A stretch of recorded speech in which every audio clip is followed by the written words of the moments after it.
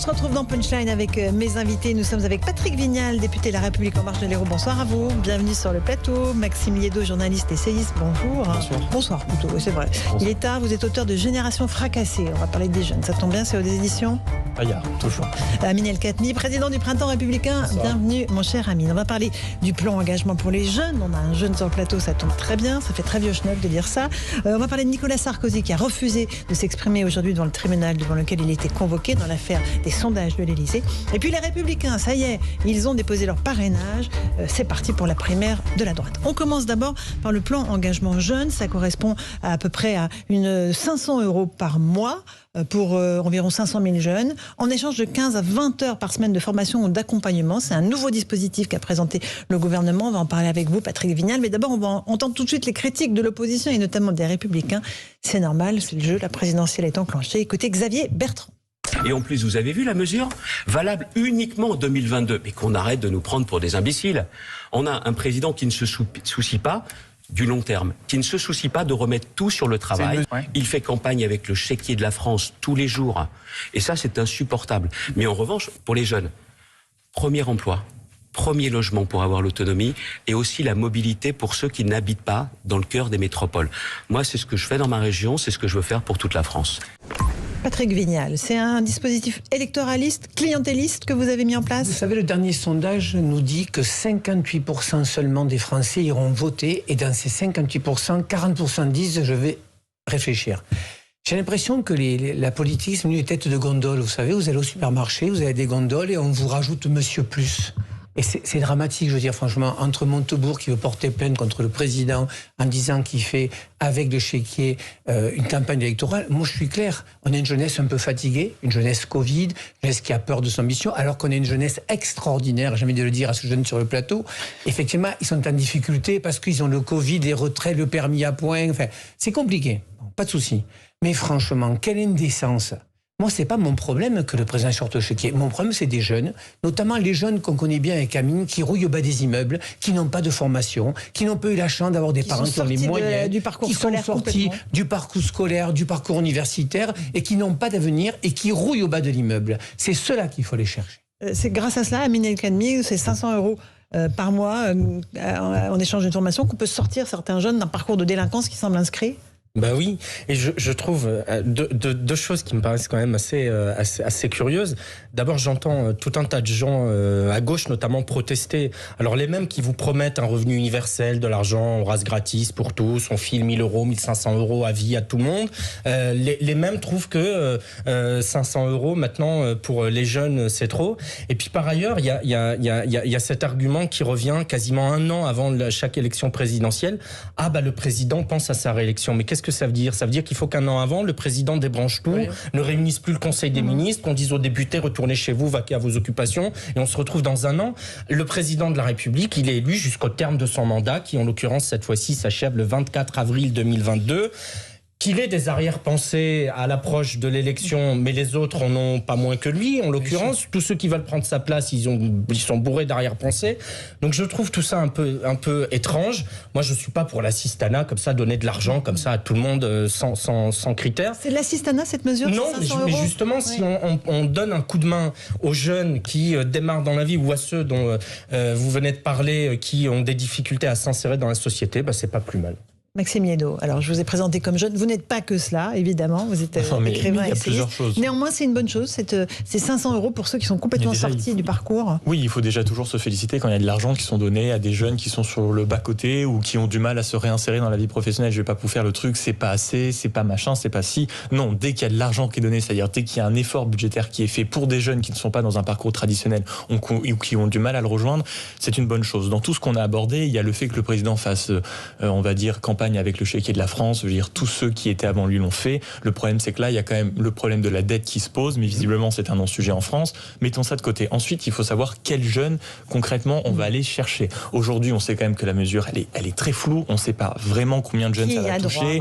Voilà, on ne sait pas 400, exactement. 500 000 personnes. C'est ça, on ne sait pas vraiment les chiffres. Et surtout, on ne sait pas la durée de cet événement, c'est-à-dire la durée de cette aide. On ne sait pas si ça démarque en 2022. C'est ça, mars 2022, mais on ne sait pas si c'est 12 mois ou 18 mois. Et ensuite, est-ce est-ce que ça va, on va dire, résolument aider ceux qui étaient en difficulté pendant la crise? Le problème n'était pas ceux qui étaient déjà un peu sur le côté, sur le bord de la route, c'était pas ça le sujet. C'était qu'avant même la crise du Covid, il y avait 20% des jeunes qui vivaient en dessous du seuil de pauvreté. Voilà, il était là le sujet, donc je suis pas sûr que ça aille dans leur direction. Et la deuxième chose, on parle beaucoup de médecine en ce moment, on observe qu'il y a une petite courbe épidémique qui repart. Prenons l'exemple de l'hôpital, il y a les 3/4 des jeunes internes en médecine qui sont en burn-out. Il y avait des papiers formidables dans la presse la semaine dernière.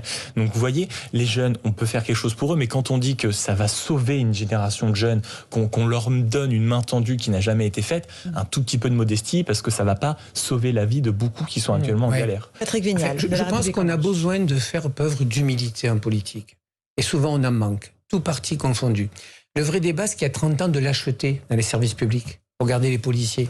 Les jeunes policiers qui sortent de l'école, ils sont envoyés dans des banlieues plus difficiles. Pareil pour les enseignants. On n'a plus d'aides-soignantes parce qu'il y a un problème de valorisation. On les a applaudis. Mais moi, je peux dire, tous les soirs, je reçois des aides-soignants qui gagnent 1250 €, souvent seuls avec 2 gamins. C'est-à-dire que c'est la fin du mois pour eux, c'est le 20 du mois. 5 € pour eux, c'est 2 repas. Pareil pour certains étudiants. Donc le vrai débat qu'on aura tous, et c'est pas la dette, moi, elle m'inquiète pas.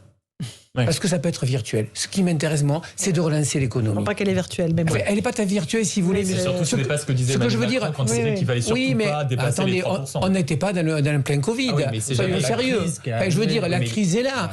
Mais sur les 2 ans de crise, il y a 56 milliards de dépenses supplémentaires qui ne concernent pas la crise. Je vais vous dire, le vrai problème, quand je dis qu'elle est virtuelle, il faut redémarrer cette économie. J'espère qu'il n'y aura pas de 5e vague. Redémarre, la bourse est en plein boom. Écoutez, aujourd'hui, j'arrive sur Paris, j'ai vu autant de monde. Et moi, je m'en félicite. Les avions pleins, les trains pleins, et ça va redémarrer. Donc, en ce qui concerne les jeunes, il n'y a pas de liberté sans éducation et sans culture et sans formation.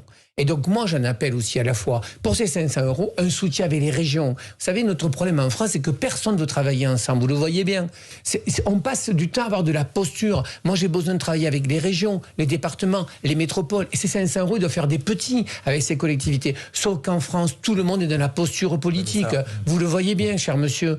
C'est de la posture politique. Xavier Bertrand sur aux affaires, il ferait pareil. Anne Hidalgo ferait pareil. Moi, je comprends pourquoi les Français ne retrouvent pas le chemin des urnes quand ils voient cette mascarade politique. Jean-Luc Mélenchon fustige cette mesure inutile et mal pensée, dit-il.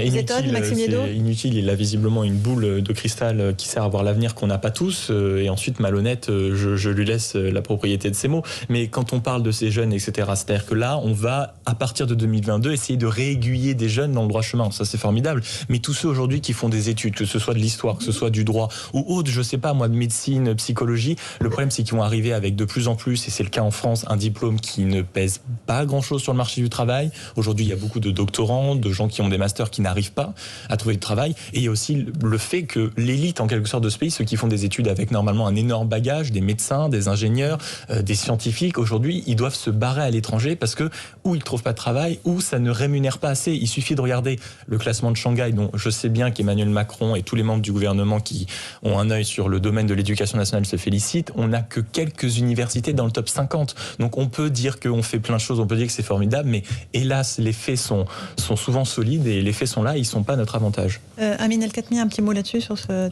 engagement jeune et Mélenchon, inutile, mal pensé. Moi, je prête plus grande attention à ce qu'il raconte. Monsieur le président de la République pourrait dire que la pluie mouille, mais monsieur Mélenchon trouverait moyen de contester. Oui. Il dirait oui, mais moi j'ai un parapluie. Moi, j'ai pas envie de partager trop de défaitisme. 50% des nouveaux emplois vont changer avec le numérique. Vous êtes la génération qui va métamorphoser la société. Et j'y crois franchement. Je pense à une jeunesse qui a envie aussi. Après, il y a 2 formes ou 3 formes de jeunesse. Moi, je vois dans mes territoires des jeunes qui n'ont pas du tout de formation, qui sont complètement désorientés. C'est cela qu'il faut appuyer. Mais dans ce cas-là, c'est formidable. Voilà. Et oui, mais c'est formidable, c'est pas 500 €. C'est l'idée de leur redonner confiance. Mais qui va aller les chercher, là, au pied des immeubles dont vous dites... Vous savez, Laurence Ferrari, je ne voulais pas le dire, mais depuis hier, j'ai une mission confiée par le Premier ministre. Et d'ailleurs, je compte auditer, cher monsieur Amine aussi, et 4 ministères sur ces gamins qui rouillent au bas des immeubles, qu'on a laissés dans un coin. Vous Les verrez, éducateurs, Pôle emploi, ce sont des négociateurs de proximité. Ah, formidable. Mais vous les trouvez mais où? j'adore. Ben oui. Mais on Vous invente les des formez, mots vous les maintenant. trouvez Mais j'invente des mots, cher monsieur, parce qu'aujourd'hui, le médiateur, s'arrête à 17h. Moi, je veux des femmes et des hommes qui aillent très tard dans les caves pour voir les gamins là où ils sont.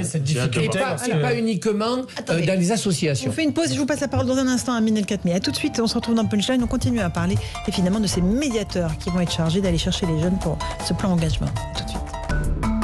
Punchline sur Europe 1, Laurence Ferrari.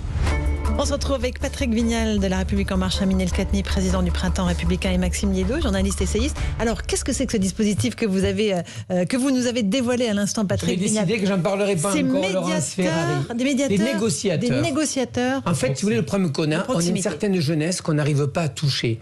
Une jeunesse désorientée, une jeunesse qui ne croit pas, une jeunesse qui a du mal à aller dans le monde associatif. Et donc l'idée, si vous voulez, c'est la réflexion qu'on va avoir avec 4 ministères. La cohésion des territoires, l'intérieur, Marlène Schiappa, Nadia Hay, sous la houlette du Premier ministre. Moi, je vais faire un tour de France, je vais rencontrer les élus, le monde associatif, pour savoir comment on fait pour aller repêcher ces gamins qui demandent qu'une chose, c'est d'être écoutés et entendus. Et donc le vrai débat, c'est comment on va faire. C'est pour ça que ces 500 €, ce pass culture, c'est redonner une chance à chacun. Vous allez aller au pied des immeubles, voir ceux qui font le chouf, et ils vont vous dire, mais oui, bien cher sûr. monsieur, je poserai la cravate, je ne la mets jamais ma cravate, et c'est là qu'il faut aller. Vous savez pourquoi les gens ne font plus confiance? Parce qu'on ne va plus sur le terrain. Et donc, je pense que c'est là. C'est un vrai sujet que que vous portez, parce que moi, de mémoire, lorsque j'étais adjoint au maire d'Avignon et en charge de quartiers difficiles, quartiers politiques de la ville, on avait une difficulté, c'est qu'on avait des médiateurs qui étaient des employés municipaux, on avait un centre social, on avait un certain nombre d'infrastructures qui ne fonctionnait que du lundi au vendredi et qui s'arrêtait en gros à 17h. Et donc les jeunes savaient qu'à partir de 17-18h, il n'y avait plus de médiateurs. Et pire que cela, nous n'avions pas de police municipale le dimanche, puisque c'était là aussi des agents municipaux, donc ils étaient payés le samedi, pas le dimanche pour des questions budgétaires. Et donc en gros, c'était la fête au village le dimanche, parce qu'il n'y avait ni centre social, ni médiateur, ni policiers municipaux. Et donc ça devenait n'importe quoi. Et donc l'idée d'avoir des agents qui puissent être hors des heures d'ouverture normales, c'est un sujet qui est très important. Je précise bien que dans les quartiers qui sont gangrénés par la drogue, c'est pas logique qu'on soit d'accord. Oui, il y a la police, mais avant la police, si vous voulez, les conflits entre jeunes collégiens, lycéens, entre quartiers. Vous savez, j'étais adjoint à la cohésion à Montpellier.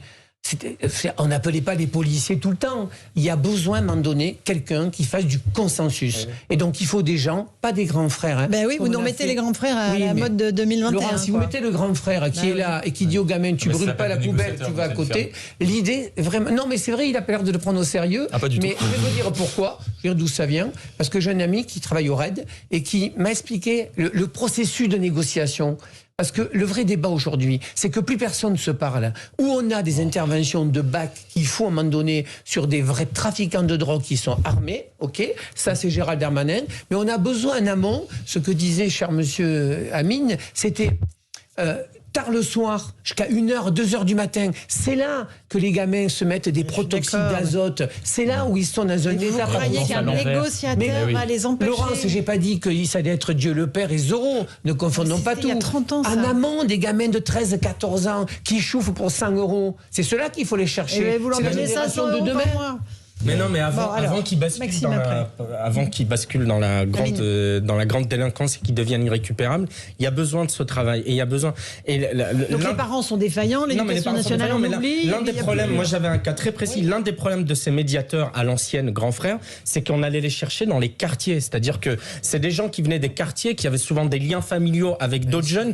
Et on avait même des exemples où des médiateurs qui travaillaient pour la ville étaient partie prenante dans les trafics. C'est-à-dire que devant les élus, ils disaient oui, on fait notre boulot, machin. Et dès qu'on avait le dos tourné, ils étaient partis. Formation psycho, formation spéciale. On veut créer un vrai métier. Voilà. Qui a besoin de la société. Mais j'ai des exemples quand il y a des problèmes entre communautés. Vous croyez que vous appelez toujours la police? Vous appelez des gens référents qui sont connaissables et reconnaissables et qui arrangent les problèmes. Ça se fait au Canada, ça se fait partout. On n'a jamais fait en France. C'est une expérimentation. On en recrute combien de vos négociateurs là? Attendez, des centaines pour de milliers. l'instant, je vais auditer les maires. On n'a pas assez parlé aux maires. maire, je vais aller voir les maires, les conseils départementaux, les élus de la région. On dit qu'on ne parle pas, je vais voir les associations de médiation, je vais aller voir à Toulouse au Mirail, je vais aller voir l'adjoint au maire du quartier qui est très impliqué et lui demander, j'ai pas la recette idéale. Miracle. Moi j'ai envie de changer les choses. Oui. Okay. Et on ne peut pas vous en vouloir de vouloir changer les choses. Maxime Liédot. Mais j'ai peut-être tort et j'espère que l'avenir me donnera tort sur le coup, mais j'ai l'impression qu'à chaque problème on fait la même chose, c'est-à-dire qu'on l'a vu un peu au gouvernement, c'est-à-dire qu'on sait ce qui ne va pas à l'hôpital, mais on fait un Ségur, on sait ce qui ne va pas à la justice depuis 20 ans, et vous le savez tous mieux que moi autour de la table, mais on fait des états généraux de la justice, on a fait des états généraux de je sais plus trop quoi, on sait pas des états généraux, c'est des Grenelles, et en plus on crée des postes là où les missions et normalement régaliennes de l'État sont totalement absentes. C'est-à-dire que l'éducation nationale, c'est censé avoir un cadre, c'est censé apporter quelque chose de crucial à l'enfant. Les parents sont censés faire respecter et avoir une éducation en dehors de l'école, mais donc ne pas faire en sorte, par exemple, que le gamin soit dehors à 2h du matin, par exemple. Mais là, comme on n'a plus d'idées et comme visiblement on a de l'argent magique, on va créer des postes et on va créer des nouvelles missions. Alors que, pardonnez-moi, j'ai pas grandi j'ai une éducation à peu près normale. À l'école, c'était l'autorité des professeurs, et quand je rentrais à la maison, c'était l'éducation de mes parents, et je me retrouvais pas dehors. Maintenant, comme ces deux ça sont défaillantes et que visiblement il n'y a pas de gens assez intelligents pour le faire au niveau de l'État et pour réfléchir à ces solutions, on invente des postes et on invente des trucs comme les négociateurs. On réinvente. Sincèrement, dans quel monde vous vivez ? Dans le vôtre. Moi, je me rappelle, j'ai été responsable de la Coupe du Monde de foot en 1998 déjà. J'avais des gamins de 10 ans qui, à minuit, rentraient seuls chez eux. Est-ce que vos parents vous autorisez à rentrer à 10 ans seuls chez vous ? Bon, il y a des endroits en France où la famille a démissionné parce qu'elle ne pouvait pas assumer la charge des enfants. Est-ce que vous pouvez tout simplement assumer, dire que vous allez créer des postes pour en fait remplacer des parents ? C'est ça qui est inaudible. Mais je dis pas remplacer des parents, je dis quand vous avez la mère défaillante, quand vous avez une maman qui vous dit « Mon fils a 14 ans, rendez-moi service, mettez-le en prison ». Franchement, dans quel... Mais il y a un problème de défaillance. Là, et puis, on demande toujours tout l'éducation nationale. On est au cœur du sujet. La proportion de familles monoparentales dans ce qu'on appelle les quartiers politiques de la ville est de 24% contre 15% dans le reste de la population. Donc il y a une surreprésentation des familles monoparentales, et derrière ces 24%, c'est 9 fois sur 10 des mères seules. Et des mères qui, pour la plupart, pas toutes, on est d'accord, mais qui pour la plupart cumulent des jobs, cumulent plusieurs jobs, des jobs précaires, des jobs pénibles. Elles partent très tôt le matin parce que souvent elles font des ménages dans les mairies avant s'il te plaît, dans des mairies avant que les agents arrivent. Elles font le soir dans les écoles quand tout le monde est parti. Elles font les galeries des centres commerciaux. Elles vont chez des particuliers. Mais ça, c'est normal, et donc elles partent. Mais ça, il y a la puissance du monde. Non, mais d'accord, on est d'accord. Mais elles partent tôt le matin, elles rentrent tard le soir. Et qu'est-ce qu'elles vous disent quand vous allez les voir en disant Madame, votre enfant, etc. Elle dit je peux pas le suivre, je peux pas m'en occuper parce que je ne suis pas là. Je dois aller bosser pour essayer de leur offrir un peu de vie, de dignité, payer le loyer, payer les factures. Et donc, que le gamin de cette mère qui a 3 gosses, dont le père est parti, que le gamin, l'aîné, puisse faire n'importe quoi et qu'elle ne soit pas là pour le surveiller, oui, tu peux dire que c'est une défaillance de la mère, sans doute. Mais c'est peut-être aussi qu'elle n'a pas le choix et qu'elle est dépassée et que donc lui amener une aide extérieure en disant Madame, nous on va vous accompagner. Moi je propose un service public de l'accompagnement scolaire et du mentorat pour dire aux mères de ces gamins, sur l'aide aux devoirs et sur le mentorat, on va prendre votre fils et on va l'aider. La puissance publique va l'aider. On fustige souvent le laxisme de la justice sur ces plateaux et on est assez sévère sur ce sujet pour aussi dire qu'à un moment, l'État doit aussi tendre la main, il doit aussi aider ces familles-là. Mais moi, si je vais plus loin aussi, c'est un travail d'ensemblier avec ces négociateurs, la ville, la métropole, le conseil général, chacun à sa mesure, personne ne travaille ensemble. Et donc, je suis désolé, mais j'ai des tas de gamins qui veulent s'en sortir. Et après, j'ai aussi des enseignants. L'enseignant qui sort dans un quartier difficile, il a 30 gamins difficiles, il s'en sort pas. Donc lui, il vous dit, c'est pas mon problème. En fait, en France, tout le monde dit, c'est pas ma faute. Donc l'idée de la négociation, c'est de mettre autour de la table des collectivités et quand la mère ou le père est défaillant, les accompagner. Pourquoi ? Parce que si on les accompagne pas, on fait un gamin qui fera quoi ? Il chauffera pour 100 € par jour. Après, moi, je vais être très clair. Je suis allé à Lisbonne avec Éric Coquerel pour voir aussi la dépénalisation du cannabis. Moi, ce qui m'intéresse, c'est d'essayer de régler les problèmes des gens. Et donc, quand la famille est défaillante, quand les gamins vivent à 4 dans 40 mètres carrés, comment ils peuvent faire des études de médecine? Ils ne peuvent pas, ces gamins. Comment on va les accompagner? On leur doit ça. Donc on dépénalise aussi le cannabis? Non, je vous dis juste que je vais l'étudier, le réfléchir. Je rentre de Lisbonne. Il y a eu un travail parlementaire sur le sujet. Oui. Avec Jean-Baptiste Moreau qui, lui, plaide assez favorablement pour ça. Robin Reda. Moi, je veux juste me rendre compte. Ça, Mais dis pas que vous avez travaillé, ça a été fait. Non. Je suis allé à Lisbonne avec Eric Coquerel, on est allé auditer ce qui se faisait au Portugal. Je pense qu'aujourd'hui, dépénaliser, ça devrait se faire sur tous les pays européens. Parce que si on dépénalise, on aura l'Italie et l'Espagne qui viendront chez nous.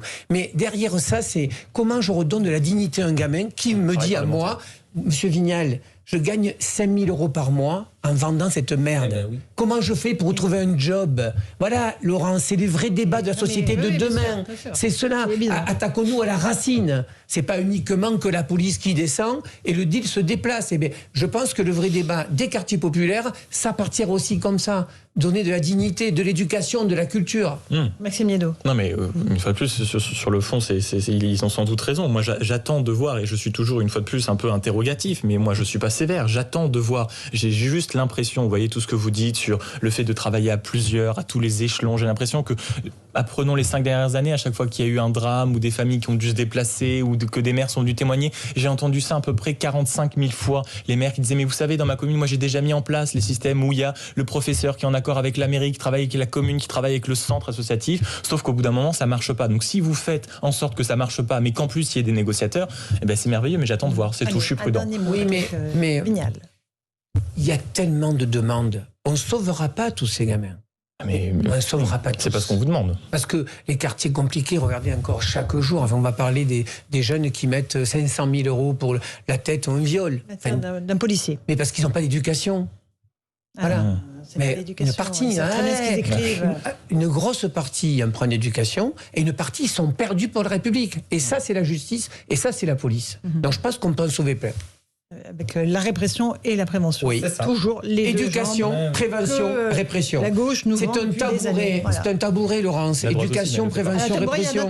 Justement, vous voulez que je vous dise aujourd'hui, la gauche n'a pas travaillé sur la répression suffisamment. Vous savez, je suis dans une ville de gauche, mais avant la répression, il y a la prévention. Et après, on peut faire de la répression. La répression dure, ça ne marche pas. Par contre, je préviens, si ça ne marche pas, je punis. Ça marche, la répression. Ça dépend S'il y a un délit, il faut qu'il y ait une réponse. Ah oui, non, mais ça oui. Le cannabis, la répression en France, le résultat, la métaphore, c'est pas là où ça marche le mieux. Là, je suis d'accord avec vous. Merci. On fait une toute petite pause, on se retrouve tous les trois dans Punchline. On va parler des Républicains. Ça y est, à 18h, ils ont déposé leur parrainage. Ils seront 5 sur la ligne de départ. À tout de suite.